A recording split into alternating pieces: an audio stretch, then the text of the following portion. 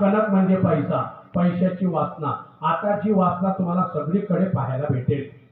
कीर्तनकाराला phone केला तर तो पहिले प्रश्न विचारतो, पाकिट काय देशा, तुले किती पाहिजे. मी लाली लावतो, टिकली लावतो, मला 35 लागतील, तू घरीच बस. मी टीका नाही करत कोणावर, बरोबर, मी वस्तुस्थिती सांगतो.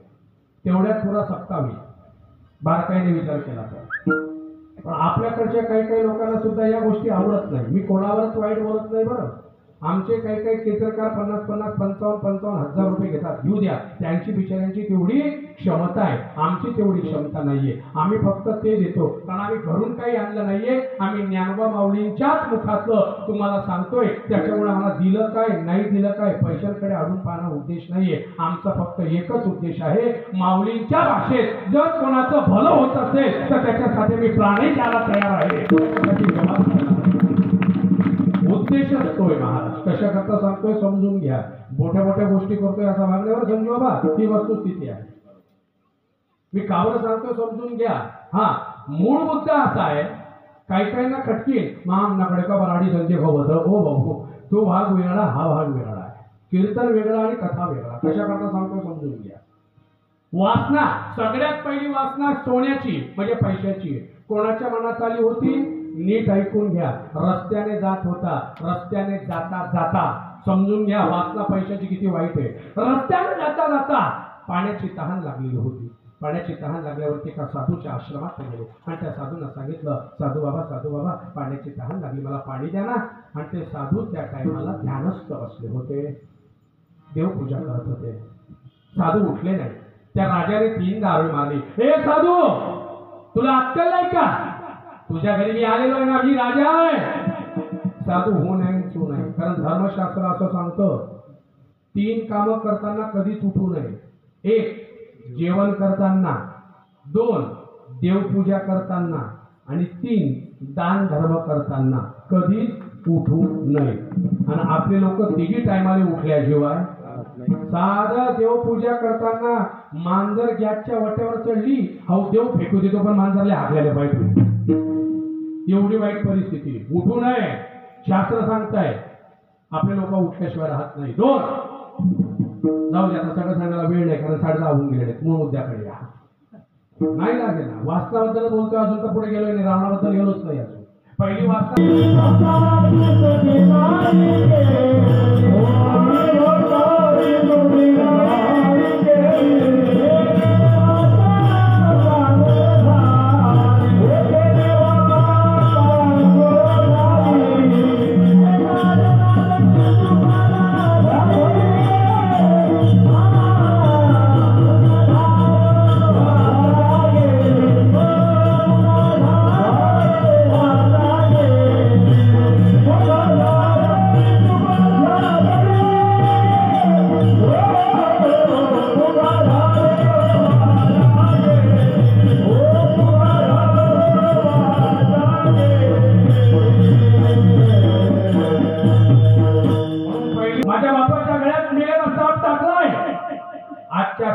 दिवशी तक्षक नावाचा साप येणार, तुला चावणार आणि तू मरणार.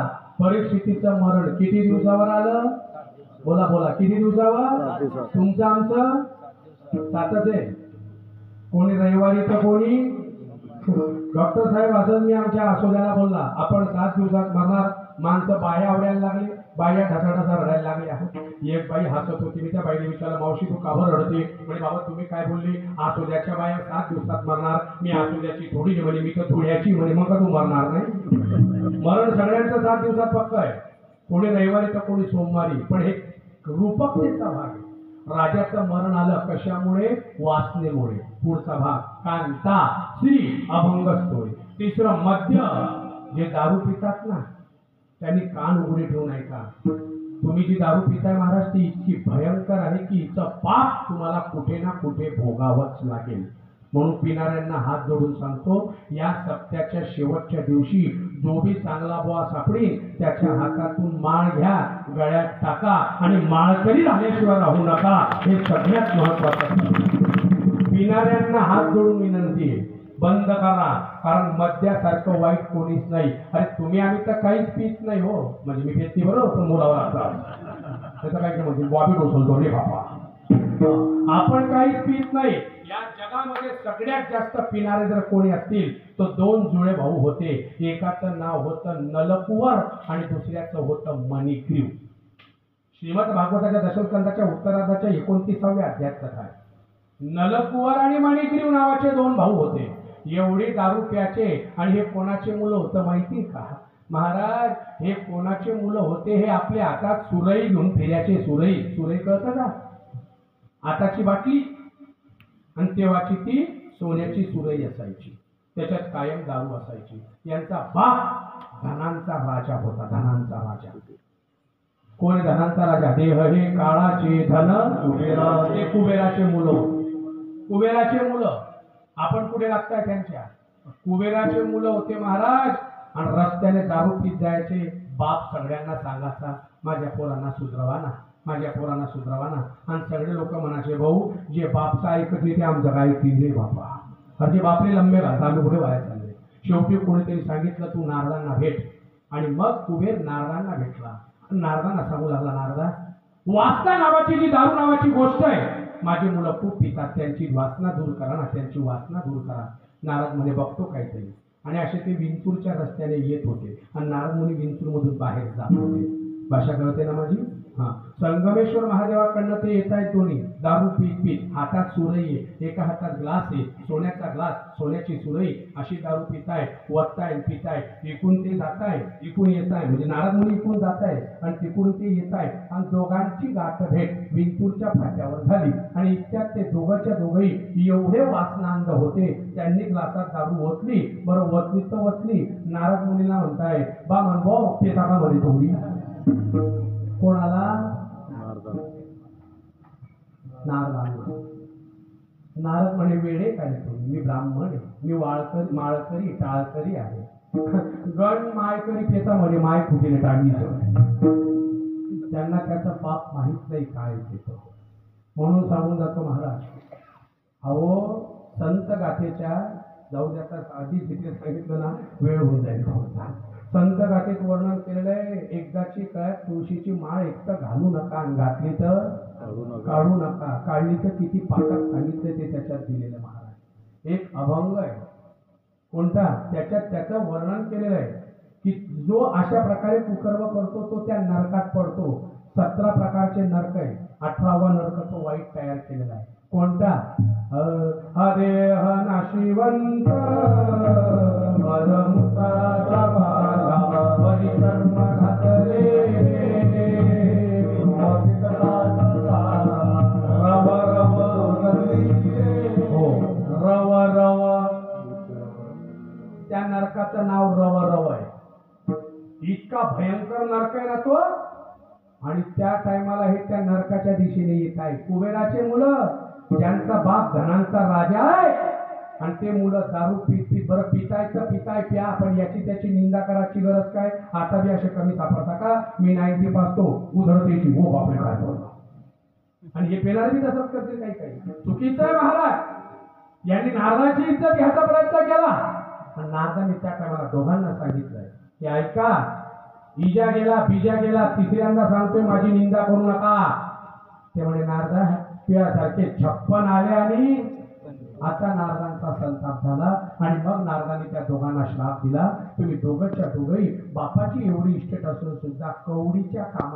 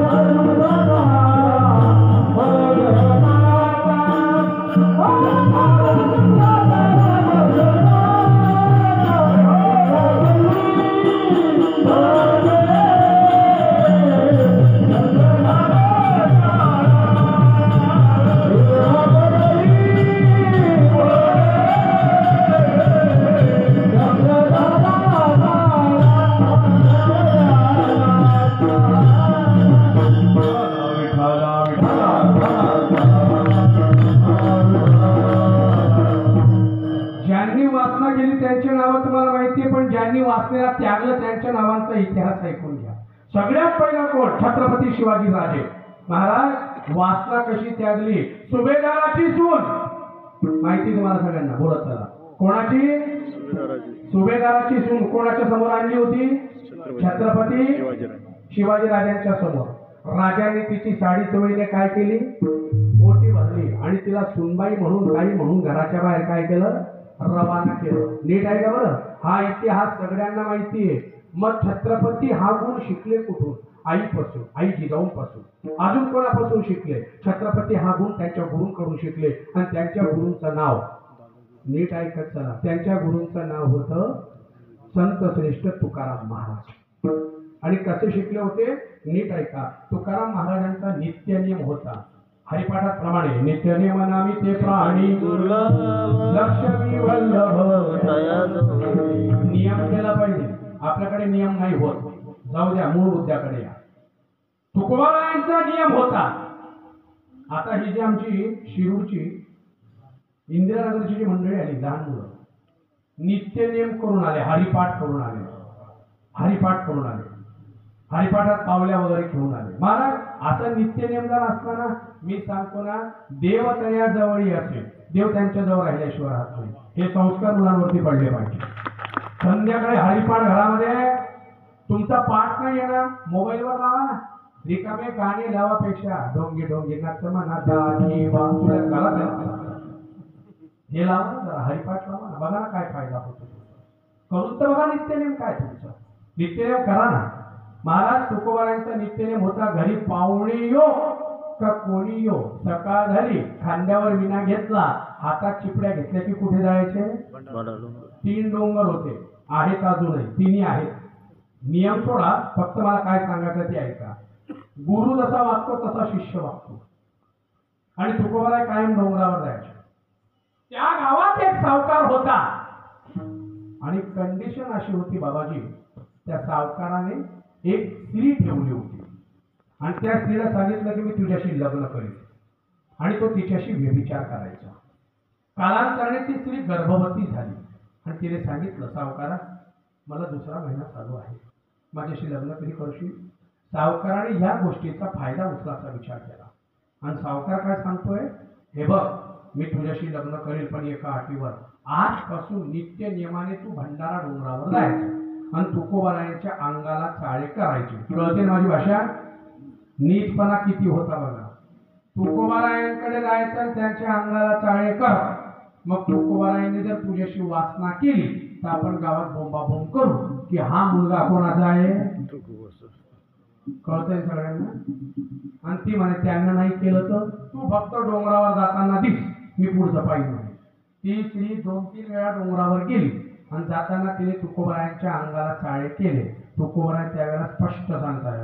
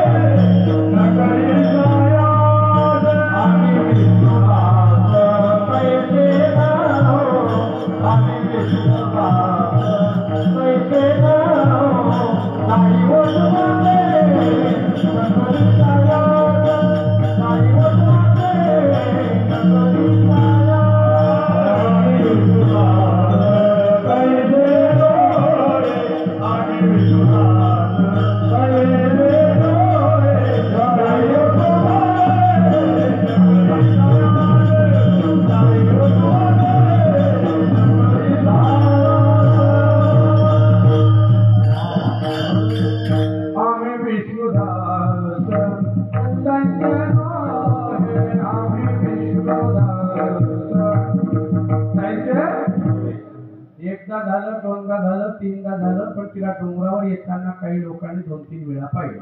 आता जगात काही सज्जन असतात तर काही दुर्जनही असतात. म्हणता म्हणता 2 महिने झाले आणि 2 महिन्यानंतर ती स्त्री 4 ते 5 महिन्याची गर्भवती झाली आणि महिन्याची गर्भवती झाल्यावरती ती त्या सावकाराला सांगू लागली, सावकार आता काय करणार? सावकार म्हणे अभी खेळ सुरू हुआ है, बघ तुम्ही काय करतो. तू फक्त तुकोबाराय डोंगरावरून खाली येण्याची वेळ झाली की मोठ्या मोठ्याने आरोळी मार. तुकोबाने माझा घात केला,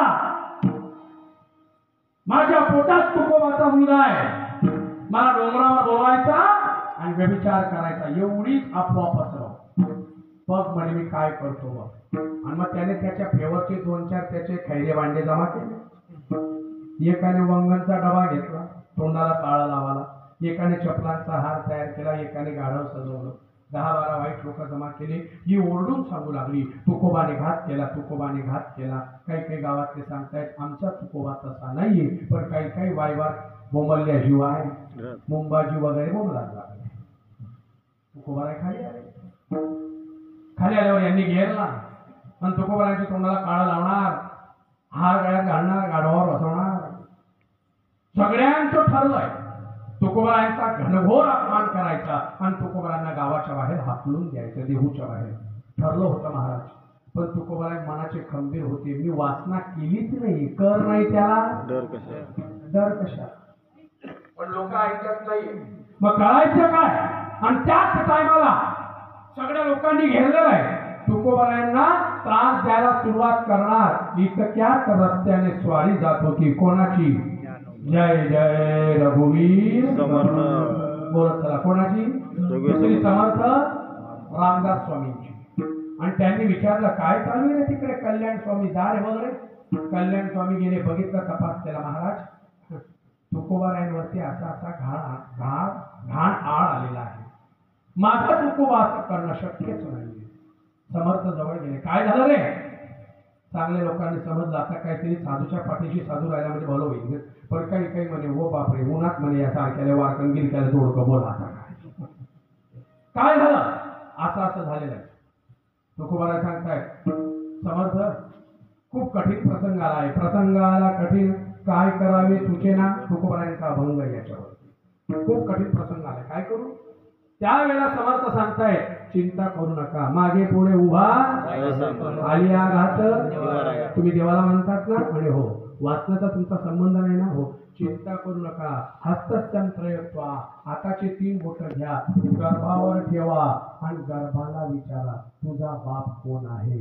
गर्भातून खऱ्या बापाचं नाव बाहेर येईल म्हणे. गर्भ कधी बोलतो का? कोण म्हणे बोलत नाही. अभिमन्यू पुढे शिकला होता. त्यांचं दूर सोडा, ते तर आम्ही बघितले नाहीये. तुमच्या आमच्या वारकऱ्यांचं भूषण असणारे कोण? बंकट स्वामी. नाव ऐकलेलं आहे?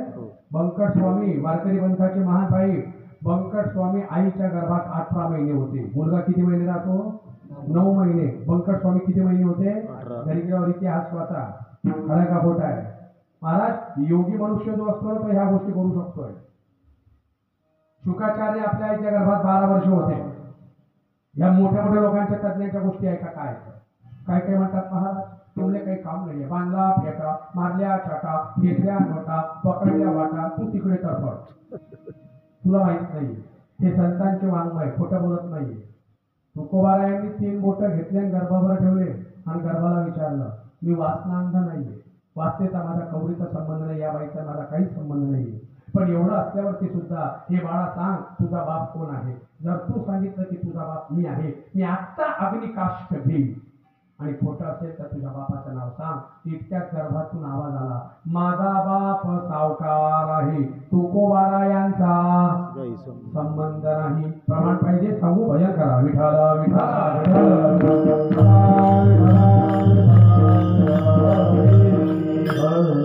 संत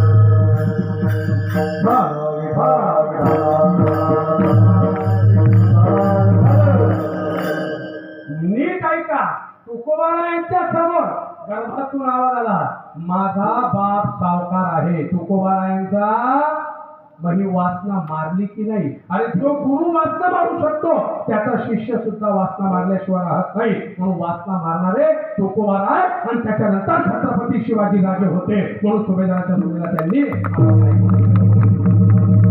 वासना मारणारे.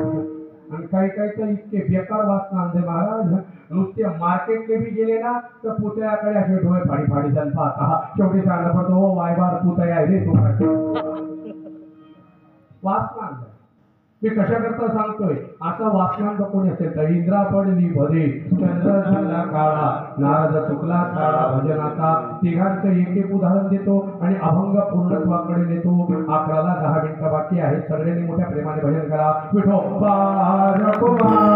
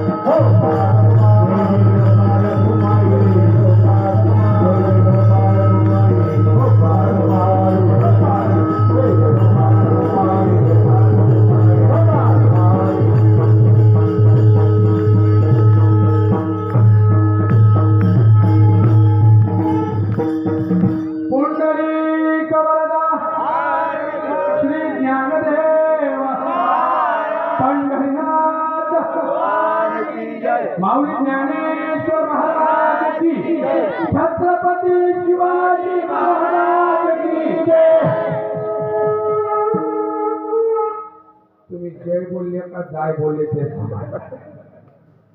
पण ज्यांनी वासना मारली त्यांच्या नावात एक नाव छत्रपती शिवाजींचं घेतलं, दुसरं नाव तुकोबारायांचं घेतलं. अजून एक दृष्टांत सांगून जातो महाराज. संसाराच्या वासनेवर तुळशीपत्र ठेवलेत लोकांनी. इतिहासात त्याचं एक उदाहरण आहे. बऱ्याच लोकांनी ऐकलं असेल पण सांगून जातो. थोडं भजन करा. विठाला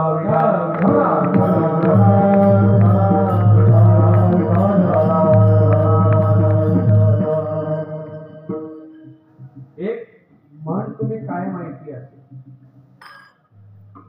छत्रपती शिवाजी राजे ज्यावेळेला युद्धाला जायचे त्यांच्याकडे 9 रत्न होते आणि या 9 रत्नांमध्ये एक रत्न तर असं होतं महाराज की ज्याची ओळख फक्त 4च महिन्यापूर्वी झाली होती. तरुण वर्ग लक्ष द्या. किती महिन्याची मैत्री होती? फक्त 4. पण वासना मारली होती आणि त्या व्यक्तीचं नाव होतं ज्याने शिवाजी राजांसाठी स्वतःच्या प्राणांचं बलिदान दिलं होतं. दिसायला हुबेहूब छत्रपती शिवाजींसारखा होता आणि त्याचं नाव होतं शिवा काशी.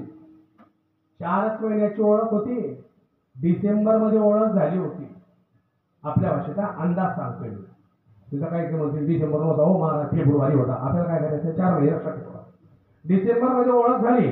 छत्रपती शिवाजी राजे गेले होते कोल्हापूरच्या यात्रेला वेशांतर करून. आपल्यासोबत पंतांना नेलं होतं वेश बदलून आणि त्या ठिकाणी शिवबा काशीत त्यांना लांबून दिसला. लाल ढाल मस्तपैकी दाढी मिरी एकदम छत्रपतींसारखीच होती त्याची. शरीर यष्टी पण सेम टू सेम होती. शिवाजी राजे म्हणतायत पंत याला आपल्या गडावर बोलवायचं का? पण हा कसा आहे कसा नाही बघूया ना. गडावर बोलवलं महाराज. छत्रपती लपलेले होते आणि पंतांनी परीक्षा घेतली. हे बाबा काय नाव आहे तुझं? माझं नाव शिवा काशी. छत्रपती शिवाजी राजांसाठी काम करशील का? म्हणे करेल ना. नक्की? म्हणे हो. आणि वेळ आला तर प्राण देशील का? अरे तो प्राण माझ्यासाठी भाग्याचा राहील, कारण मला छत्रपतीसाठी नाही जगता आलं तर चालेल, पण छत्रपतीसाठी जर मी मेला तर माझ्यासारखा भाग्यवान जगात कोणी राहणार नाही. हाच माझा तत्वाचा. आता काही काही लोक बोलतात, बोले कैसा चाले त्याची बघूया. त्याला हुबेहूब राजांसारखी ट्रेनिंग दिली. 2 महिने लागले ट्रेनिंगला. 2 महिने अंदाज पकडा. 2 महिन्याच्या ट्रेनिंग मध्ये त्याला सगळं शिकवलं आणि एके दिवशी राजे त्याला सांगतायत की बघ शिवा, आज तुला छत्रपती म्हणून दरबारात जायचंय. दिसायला सेम टू सेम होते, वागणूक निघणं सगळं तसं. आणि महाराज गेला ना तो शिवा काशीत आणि दरबार घेतला ना. 2 तास मीटिंग झाली. 2 तासात त्याला कोणीच ओळखलं नाही की हा शिवा काशी द्या. कोणीच नाही ओळखलं. आणि जसा तो खाली उतरला आणि परत यायला लागला, एकूण आई जिजाऊ यायला लागल्या आणि शिवा काशीदने आई जिजाऊंना नमस्कार केला आणि नमस्कार केल्याबरोबर ज्या दरबारातल्या लोकांनी कोणीच त्याला 2 तासात ओळखलं नाही, आई जिजाऊंचा पाया पडला आणि आई जिजाऊंनी 2च मिनिटात ओळखलं, हा माझा छत्रपती शिवाजी राजा नाही. हात धरला, कोण आहे तू सांग. म्हणजे मी शिवाजी. खोटं बोलू नको. नाही मी खरंच शिवाजी. कोण आहे. बोलवलं. राजे समोर आले. आई तो खरंच शिवा आहे, मी पण शिवा आहे. आई पण जगात कोणीच ओळखलं नाही, तू कसं काय ओळखलं तर त्याला. आई जिजाऊंना प्रश्न विचारला, आई तुम्ही कसं काय ओळखलं. आई जिजाऊ म्हटले, अरे सोपं आहे, सगळ्यात पहिलं लेकुराचे हित आहे. आणि दुसरं कारण सांगू का, माझा शिवा रोज माझ्या पाया पडताना उजव्या हाताने पडतो, हा डाव्या हाताने पाया पडला, तेव्हाच मी समजला की माझा शिवा नाही. म्हणे काय बारीक लक्ष होतं पहा. खरी वाचना इथे नाही बरं. आई जिजाऊंना सगळी हकीकत माहिती पडली. शिवबा काशीच्या डोक्यावर हात फिरवला, विजय भाऊ नाव दिलं. त्याच्यानंतर कालांतराने सिद्धी जोहरने पन्हाळगडाला काय घातला होता, वेढा घातला. 2 महिने राजे नजर कैदीत होते. आता राजांचं सुटणं गरजेचं होतं. सुटायचं कसं. सिद्धी जोहरच्या हातावर तुरी द्यायची होती, पण तुरी देणार कशी. मग याच्यासाठी काहीतरी करायचं होतं. राजांनी गुपित हेर बोलवून सिद्धी जोहरच्या न कळत शिवबा काशीतला बोलवलं आणि सांगितलं, शिवबा काशीत तू छत्रपती म्हणून सिद्धी जोहरला सापड. म्हणजे ते गाफील होतील, त्यांना वाटेल आम्ही शिवाजी पकडला, शिवाजी पकडला. मग ते तुला पकडाच्या नादात सैन्य ढिल्ल करतील, आम्ही पन्हाळगडावरून पळून जाऊ. शिवबा काशीत तयार झाले. पण राजांनी त्याला एक धोक्याची सूचना दिली. बघा वासना कशी मारतात. तर छत्रपती राजे म्हणतायत, बघ शिवबा काशीत, कदाचित जर त्यांना माहिती पडलं की तू खरा शिवाजी नाही तर तुला ते मारून टाकतील. मरायला तयार आहे का. शिवबा काशी हसत हसत म्हणतो आहे, माझं भाग्य राहील मला शिवाजी म्हणून जगता आलं नाहीये, पण मी जगातला सगळ्यात भाग्यवान राहील की मी छत्रपती म्हणून मरणारा जगातला पहिला माणूस राहील. बोलला नाही. नीट ऐका. सिद्धी जोहरला खरंच माहिती पडलं. कोणी सांगितलं, फाजल खान. कोण होता फाजल खान. अफजल खानाचा मुलगा. तेव्हा सिद्धी जोहरच्या समोर बिचारे शिवबा काशीत मारले गेले. पण मरताना सुद्धा चेहऱ्यावरती काय होतं, आनंद होता की मी कोण म्हणून मरतोय. याला म्हणतात संसारावर अक्षता वाहने. म्हणून तर हे हिंदवी स्वराज्य उभं राहिलंय. यांनी वासना मारल्या म्हणून तर. आणि आजकालचा तरुण वर्ग फक्त छत्रपती शिवाजी राजे म्हणतो, पण त्यांच्या अधिकाराचा, त्यांच्या अंगीकाराचा भाग अंगीकारत नाही. अरे छत्रपती शिवाजी राजे नुसते बोलण्याने होत नाहीये. त्यांनी जो त्याग, त्यांनी जो बलिदान केलाय, जी वासना मारली, ती मारली तर तुम्ही आम्ही खरे त्यांचे मावळे म्हणून नवीन हिंदवी स्वराज्य जन्माला घातल्याशिवाय राहणार नाही. पण त्याच्यासाठी तशी वासना मारावी लागणार नाही तर वासना भोगलीचा इंद्राची नजर कोणावर पडली. अहिल्या नावाच्या बाईवर. जी अहिल्या नावाची बाई गौतमांची पत्नी होती आणि याची वाईट नजर पडली. त्याने चंद्राला सोबत घेतलं आणि चंद्राला सांगितलं, चंद्रा तू कोंबडा हो आणि बांध दे. तो म्हणे मा काय फायदा. म्हणे मय झालं की मी तुला बी चान्स देईन म्हटले पापाला. आणि चंद्र तयार झाला. चंद्राने कोंबडा होऊन बांध दिली. गौतमांना वाटलं रात्र सकाळ झाली. हातात पाणी घेतलं आणि कमंडलू घेऊन नदीवर गेले. इतक्या चंद्राने त्यांचं रूप घेतलं, माफ करा इंद्राने त्यांचं रूप घेतलं आणि अहिल्याचा भोग घेऊ लागला. गौतम घरी परत आले. गौतमांनी पाहिलं, अरे अरे अरे अरे इंद्रा, इतकं नीच काम स्त्रीसाठी तू केलेलं आहे. मी तुला पण आणि चंद्राला पण श्राप देतो. इंद्रा पडली भदे, चंद्र झाला काळा, नारद चुकला साळा, भजन ज्ञानेश्वर माऊली.